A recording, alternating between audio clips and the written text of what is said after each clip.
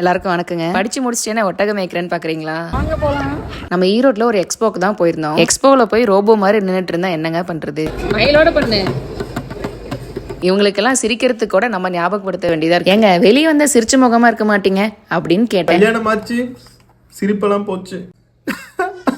The next day. எக்ஸ்போக்கு போயிட்டு வந்த அடுத்த நாள் மிஷின்ல துணியெல்லாம் போட்டு வாஷ் பண்ணியாச்சு. எனக்கு ரொம்ப பிடிச்சதே இந்த சாஃப்ட் க்ளோஸ் தான். இந்த மிஷினை நாங்க 18,000 ரூபாய்க்கு வாங்கினோம். டாப் லோடா இருந்தாலும் நல்லா துவைக்குது. இது பாத்தீங்கன்னா வேர்ல்பூல் பிராண்ட்ல ஸ்டெயின் வாஷ் ப்ரோ தான். 7.5 kg கெப்பாசிட்டி இருக்கு. இதுல நிறைய ப்ரோக்ராம்ஸ் இருக்கு. ஆனாலும் இதுல ஹாட் வாஷ் தான் மெயின். குழந்தைங்க துணியெல்லாம் வாஷ் பண்ணிக்கலாம். வேலையெல்லாம் முடிச்சுட்டு ரெடி ஆயிட்டு எங்க அப்பாவோட சொந்த ஊர் வெண்ணந்தூருக்கு தான் போயிருந்தோம். இந்த ஊர்ல சின்ன வயசுல இருந்து நிறைய மெமரிஸ் இருக்கு. நானும் அம்மாவும் மதியான டைம் தான் போயிருப்போம். தோப்பு ஃபுல்லாவே வெறிச்சோடி இருந்துச்சு. ஆனா யாருமே இல்லைனாலும் இந்த தரிசத்தம் தான் எங்களை வரவேற்றுச்சு.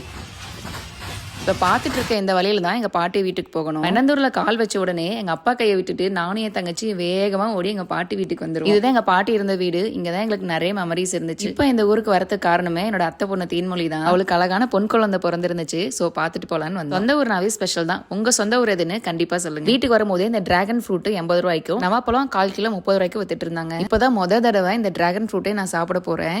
ஓபன் பண்ணி அவ்வளவு எக்ஸைட்டடா பார்த்தா ஒரு ஸ்மெல்மே வரல. சரி டேஸ்ட் பாப்பான்னு சாப்பிட்டு பார்த்தா அதுல ஒரு டேஸ்ட்டுமே தெரியல. கடைசியா இந்த படத்தோட சீன் தான் எனக்கு ஞாபகம் வந்துச்சு. நல்லாவே இல்ல, கொலை கொன்னு இருக்கு. இதுக்கு ஆசிட தோசை நல்லா இருந்துச்சு.